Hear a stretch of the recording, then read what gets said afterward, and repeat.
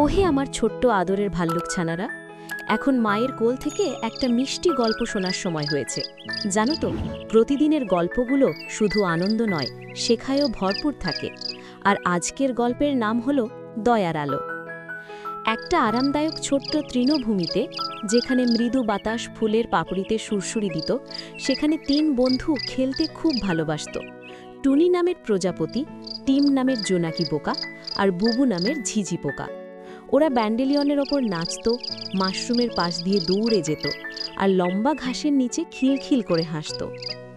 একদিন সন্ধ্যায় যখন তারারা আকাশে উঁকি দিচ্ছিল, তখন তারা একটি কান্নার আওয়াজ শুনতে পেল।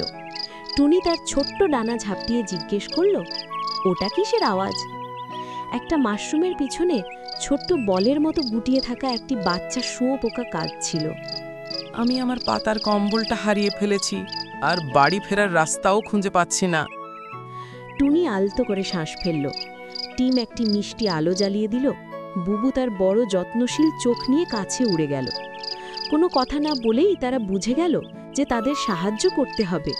টুনি আলতো করে একটা তাজা সবুজ পাতা খুঁজে এনে ছোট্ট শুঁয়োপোকাটার গায়ে জড়িয়ে দিল, ঠিক যেন একটা আদরের মতো। টিম আরও উজ্জ্বল হয়ে জ্বলে উঠল, যাতে অন্ধকারে কেউ হোঁচট না খায়। বুবু উপরে উড়ে গিয়ে সেই বড় ফার্ন গাছটা খুঁজে বের করল, যেখানে শুঁয়োপোকাটার বাড়ি ছিল।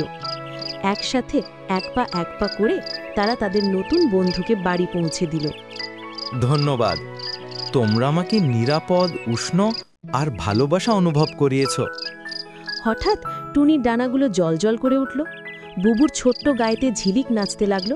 টিমের আলোটা আতশবাজির মতো নেচে উঠল। তাদের উপরে তারারা মিটমিট করে ফিসফিস করে বলল, ওরা ওটা খুঁজে পেয়েছে, দয়ার আলো। সেই রাত থেকে ওদের হৃদয়টা একটু বেশি উজ্জ্বল হয়ে উঠল, কারণ দয়া হলো এমন একটা সম্পদ যা তোমরা চিরকাল নিজেদের ভিতরে বয়ে বেড়াবে। শুভরাত্রি ছোট্ট বন্ধুরা, তোমাদের হৃদয়ও যেন টুনি, বুবু আর টিমের মতো সবসময় জ্বলজ্বল করে।